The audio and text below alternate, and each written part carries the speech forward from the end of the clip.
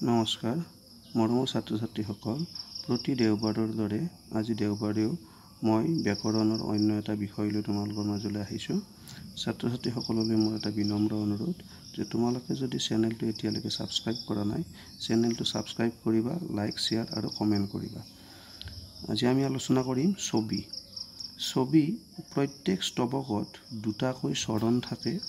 প্ৰত্যেক চৰণত তিনিটাকৈ পৰ্ব থাকে। প্ৰথম, দ্বিতীয়, চতুৰ্থ আৰু পঞ্চম পৰ্বত 8টাকৈ অক্ষৰ থাকে। তৃতীয় আৰু ষষ্ঠ পৰ্বত 10টাকৈ অক্ষৰ থাকে আৰু শেষ আখৰৰ মিল আছে, অৰ্থাৎ দুলৰী ছন্দতকৈ ইয়াত দুটা আখৰৰ সংখ্যা বাঢ়ি গৈছে। ছবি ছন্দৰ সংযুতি 8 + 8 + 10।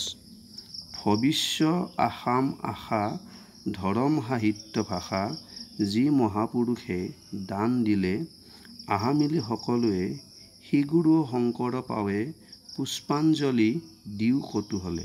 এইটো ইয়াৰ উদাহৰণ। ইয়াৰ পিছত লেছাৰী। প্ৰত্যেক স্তৱকত দুটাকৈ চৰণ থাকে। দুয়ো চৰণৰ অন্ত আখৰৰ মিল থাকে। প্ৰথম, দ্বিতীয়, চতুৰ্থ আৰু পঞ্চম পৰ্বত 10টাকৈ অক্ষৰ থাকে। তৃতীয় আৰু ষষ্ঠ পৰ্বত 14টাকৈ আখৰ থাকে আৰু শেষত যতি পৰে, অন্ত আখৰৰ মিল থাকে। লেছাৰী ছন্দৰ সংযুতি 10 + 10 + 14, অৰ্থাৎ ইয়াতো ছবি ছন্দতকৈ আখৰৰ সংখ্যা ক্ৰমে বাঢ়ি গৈছে।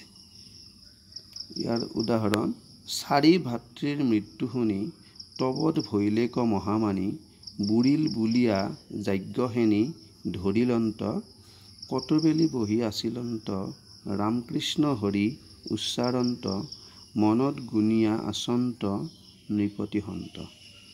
এইটো আছিল আজিৰ ভিডিঅ'টো। ধন্যবাদ, নমস্কাৰ।